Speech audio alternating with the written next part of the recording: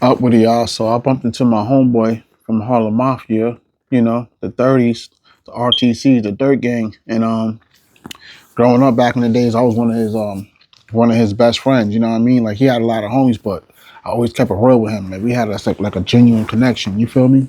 So he was from the north and he moved my way to Brookside, you know what I mean? I'm outside from Brookside, you feel me? And I'm also north side, I do God's plan. But I bumped into him the other day, and like a lot of people, he didn't have his together. You feel me? You can see he been going through a struggle. He went through some humiliation rituals, and I know what it's like because I've been there before when I got dusted 9 times. You feel me? When I got blood sacrificed, and he he's like kind of there, and he was kind of not there. You feel me? And this is real because when you usually at your worst, this is when you really get to see who your real friends are. Your real friends aren't the ones who's there when you getting high. Your real friends aren't the one who's there when you spending money. Your real friends aren't the one who's there when you party in the club. Your realest friends is gonna be there when you at your rockiest, you at your lowest, you at the levels you can't shake the beast. Your real friends is the ones who will show up when the devil knocks on your door. Cause you can always have feel good, hey, your birthday, you know what I'm saying? But your realest friends is the ones who's gonna be there when the devil is knocking at your door. People who knows you're going through something and give a helping hand when they see you at your worst. That's what the definition of a real friend is. And his sneakers was talking. Like when you got your sneakers and where the sew in is that connects the bottom to the top, it was open. You can see his feet all out of it. His hands was all swollen. Like if he been on heavy drugs, like he just looked bad, bro. And most people when they see like that, they disrespect you. They try to talk down on you. They look like, you know what I mean? Like, you know what I'm saying? You beneath people. Like they try to belittle you. They do all of that, but I still open my arms with a warm welcome, and show them love because I know what it's like when it's hard like that and people stop loving you. It makes it harder for you to continue to love yourself, depending where you at mentally. This is not for everybody. You understand? Some people are mentally strong and they don't depend on nobody. They don't need validation because they had tough love their whole life like me. But for another person who's never had that and they go through severe situations and the devil knock on their door, it's going to be hard for them to just bounce back, just get right back together. Like I lost about 30 something people 2 years. In 2 years, I'm still moving. Another person could lose one family member, and because they're not used to it, it could be the hardest thing for them ever. But for me, it could be something small to a giant. Doesn't mean I don't have feelings. I just know how to keep living.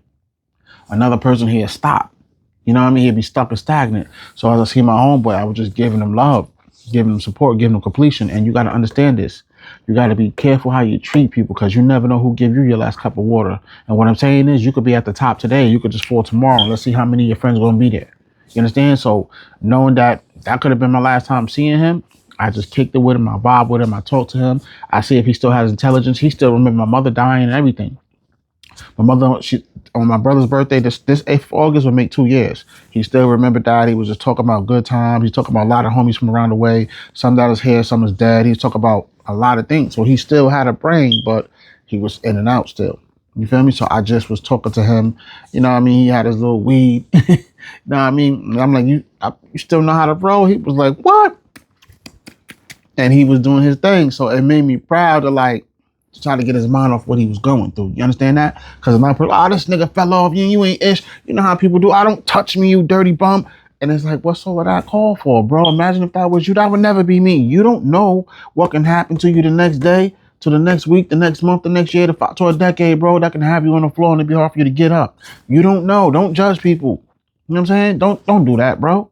You never know what somebody's pain is like, what their suffering is like. You don't know what got him to be here. I'm pretty sure, and I know him. He didn't just wake up one day and just choose the lifestyle he's living. You understand that? But he went through some things that got him there. And then you also got to remember, if you go to the club and you put your drink down, just like the YouTuber, you know what I mean? You put your drink down, people can put stuff in your drink. You never know what can happen that can have you messed up. People could put something in your food, put it in your weed. You understand? Don't just think that everybody gonna just choose to be like that, but it can happen in so many ways. The devil moves through all of us and come in so many different forms, shapes, and size and color. You know what I mean? And we'll never see it, but it's the same symbol. So you can't, you know what I mean? I just didn't want to be the ones who give up on him. You feel me? I wanted him to know that no matter what, he always just still had my best favorite and guest, He still had my love, he still had my support. You feel me? And it's real when you go through rock bottom. Because when I was going through rock bottom, I didn't have that. So I know how he felt. And it's like you still try to put in the show for everybody that you love and people that, who looks in you and they might look disappointed. Like the people who really matter to you, you don't never want them to see you like that. You don't. And when I was talking to him, probably like a year before that, could have. I know my mother was alive, so it probably was in between two because it's about to be 2 years.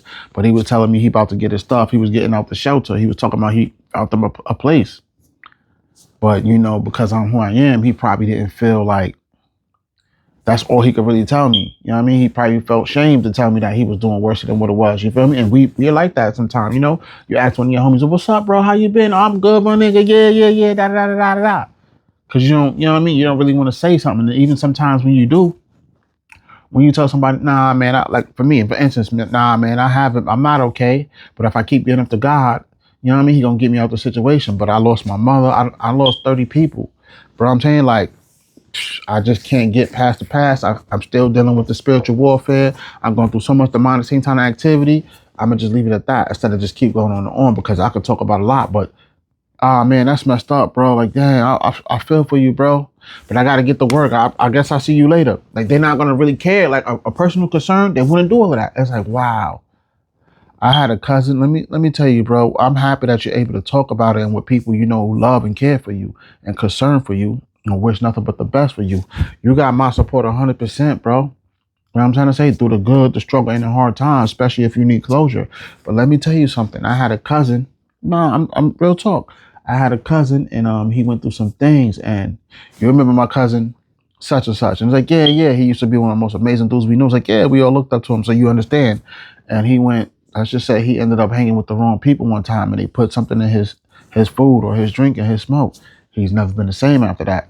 So he was just like boxing with his demons till his knuckle turned purple, meaning he was dealing with a lot of satanic demonic activity in his life, going through the spiritual warfare. And it was like, if they kept opening doors to other dimensions and just, you know what I mean, dealing with a lot of like witchcraft, like he was dealing with some things in the world that's unnatural, unhuman. And it changed him for the worse because through the times of the trials of the tribulations, I seen him at his lowest. So yeah, I ended up catching a cold, me and my two nieces and stuff, you feel me? So you see my nose and stuff, you see it running a little bit, you see me sniffing, you might even see my eyes a little reddish yellow. I'm just trying to fight it off. I was going to get up and cut all of this, but I'm dealing with this right here. I got to take it one step at a time, bro. But God got the best, God got the last say so and got it under control. So it's something small to a giant, but you know it'd be annoying, you know? Let me blow my nose real quick. There we go, bro. I didn't want to record that part, you know, I left that out. But, you know, I seen him go through it and his mind started to change physically, mentally, emotionally. He wasn't the same person. I seen him have outbursts. I seen him have manic episodes. I seen him start to hate himself, hate his people. At times, he didn't even know who his own mother, his girlfriend was. He didn't know his own children. At times, he didn't even know who he was. He didn't even know his own birthday. It's like his mind would come and go. And then fighting off all that negativity of demonic activity made it worse to the point I seen him at times where he wanted to take himself out of this world, you know what I mean? Because he didn't know what else to do. So one day it actually happened. So I seen my cousin go through the process for 10 years, a decade straight. So me understanding and I witnessing his life of everything that happened to him, I understand where you coming from and when you talking about, no, what you saying is real. Now that's how an honest friend would deal with it. You feel me? But a fake person, a person who don't really care, a person who love to see that it's happening to you, a person who feel like they dodged a bullet and ain't them, they'd be so happy, they'd be celebrating on the low. And it's like, oh yeah, I feel you, bro. Yeah, bro. But I got the kids at the crib. Let me go ahead and get to it. Like I'm Belly. And remember that part with Nas and he come out, I think they came out the barbershop and AZ was there. He always talking some ish. And he talking this and this and that. When he see the dudes coming to come lay Nas down, he gave him the deuce sign and got up out of there instead of letting him know dudes is coming. Even if he didn't want to bang out with him, but that's your bro, give him a heads up knowing that death is nowhere to run to when death become you. Let him know, you feel me? And it's like, these events happen every day, bro. So it's like, we got to wake up and be careful. And I feel sorry for my homie. I feel disappointed because he was a good friend to me. Now, I mean, I used to get high with this dude all the time. At times, through years of the process, like daily, we had smoke all the time, bro. And we had cut up, Loken. You feel me? Like, I have ties to like a lot of organizations. So I always affiliated with the Lokes, you feel me? From the 30s and all of that. But I was most dominant with the 60s. You feel me? So, you know what I mean? And it was just like, it's crazy as you grow up and we all talk about in life, what we're going to do, what we're going to become. Like when you first get to elementary, they ask you one day what you want to be. All the way up till you get to the 6th grade, because now you're about to prepare for middle school. They ask you what you want to be. What's your future destiny? What you want to become? What you want to become? What are you willing to accomplish? What are you willing to change to get that? Like you're gonna get through it with some real people. They're gonna ask you it all till you get to high school, ninth grade to 12th grade. Because after that is college in the real world, is work or is college and preparing you for the next step. You feel me? So it's crazy how a lot of my friends didn't make it. And even though a lot of people didn't achieve their dream or their goal, they made sure they make good investments in life so they'd be more than just stable. More, I'm trying to say? And a lot of people, these are people that I'm talking about that became drug addicts and became homeless, got in and out of jail, got killed and became killers. It was once the most dominant people uptown New York where we from. You feel me? These were people that everybody else looked up to and admired, wanted to be like, wanted to become, wanted to hang out with. So Knuckles, he was one of them. That's what they called him, Knuckles. You feel me? And he was one of those dudes where it's like, you know what I'm saying? He was that dude at the time. He went through some trials and tribulations. You get involved with the wrong people, let the wrong people around in your circle. You go through the humiliation rituals, and some people don't make it back after that. You know what I mean?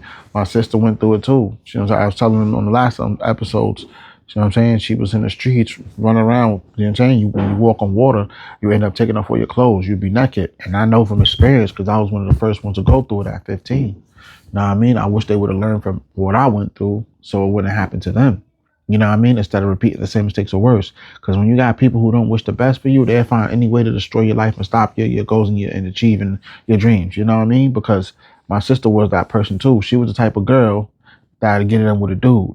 You know what I'm saying? Like her getting in with a girl is light work. So a lot of guys would come to her when they had a problem because she'd move that problem out your way. Like dudes really respected her. She was that type of, you know what I'm saying? She had that type of credibility in the streets. Her hands worked. I seen it myself when we were younger. She was getting into a fight with the dude. She was getting the best of the dude, and the dude tried to put the knife out on her. I don't know how my sister is such a savage and an animal like that, but she got that drink from out of his hand. And once she did that, the dude was looking like, oh no, no, oh no, no. And booked it. Her and her girls, you know, because she used to run with a whole bunch of girls that was rough in the streets, and they all savage. They fight. A lot of them was on their loc-ish, you know what I mean? So it was like shout out to all the homies in them, you know what I mean? And you know, Cat Hannah, it's a lot of girls that was in the streets like that. You feel me? And they were just rough and rugged. You know what I mean? And I felt sorry for the dude because he actually was trying to fight back and was getting that ass whooped by a girl. It's sad when you get into a location with a girl and get messed up, but when you really putting up a tough fight and, you know what I mean, you trying to fight back and get your butt whipped, there's nothing you can say after that. Like forever. It's like, you know what I mean? You got that memory, bro. Like you straight gushy. So, you know, it's just in life, we got to pay attention to the trials and tribulations and pay attention to what God shows us, the warning time before destructions, because that's what'll get us home safe and get us up off the floor when somebody comes to lay us down. You understand that? It's a lot of spiritual warfare going on in the streets. So you got to ask God to protect you in the physical and the spiritual realm, because not every devilish person is going to come to you physically. You know what I mean? They feel that they can't get you that way. You know what I mean? Like a lot of people are not going to just fight you. They'll play games with your life. You feel me? A lot of people, you know what I mean? A devil's not going to just come to you with his antennas out, knowing you won't accept it, but he'll blend in somewhere with the same uniform, and you'll see it somewhere in the background scenery. You know what I'm saying? That'll show some type of work. You feel me? Excuse me. Yeah, so right now this drink just getting the best of me, but I'm knocking it down. You feel me? I can't stand being sick. I don't know about y'all, but when you sick, it makes you feel stuck and stagnant. Like you gotta sit there and just take it when I got so much to do. Like you feel me? I feel like it slowed me down. So I don't never like feeling sick. You know what I'm saying? Because it's just whack. You know what I mean? You gotta sit there and miss out on great opportunities. I ain't about that life. I like to get busy. I'm trying to say a lot of people are okay with sitting on the couch all day doing nothing. I can't afford that. I'm not about that life. I gotta get it while I'm getting it. You feel me? I gotta hustle my muscle. I gotta hunt G.I. Joe. I gotta get on my grind. I'm trying to say mind my paper. I gotta get to it, bro. But yeah. So you feel me? For everybody out there who had to witness things like this in their life, and for everybody, this is a message from me to you. So you don't become like this and repeat these same mistakes and worse. You feel me? I've seen a lot of my homies go through it. I got another homeboy. He be sleeping at the bus stop. He be sleeping on the wall, sleeping on the grass, fiended out too. So it's a lot of them, bro. And these are all people that was the most dominant people growing up.